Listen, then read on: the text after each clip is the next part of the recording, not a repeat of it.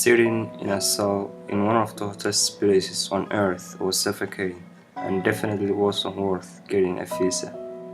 When I got accepted to Western Academy, my friends and I had to go to Djibouti to get our visas due to the lack of American embassy in Somaliland.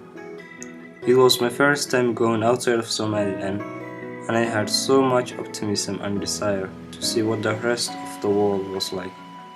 When I first came to Djibouti, I was passionately looking around to see how this country was different from Somaliland.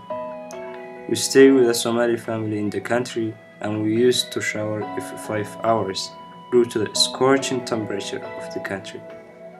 In the meantime, I was eager to see the different parts of the city and how people were living.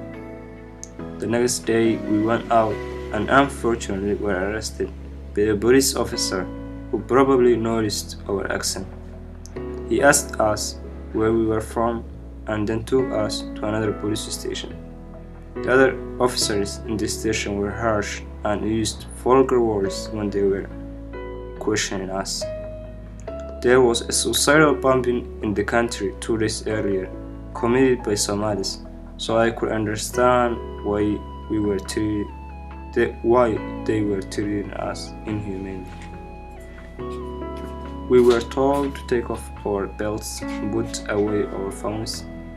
Afterwards, we were put in a room with 7 criminals who had been there for years. This temperature was almost to the level that papers ignite, even hotter than the other parts of the city. We were supposed to get our visas next morning, but that seemed elusive. I was called 6 hours of sitting, and I told them everything I knew and why we came to the country. Fortunately, an hour later, we were released. My optimism and desire I had for the country all faded away. I was only thinking about when I would get back to Somaliland.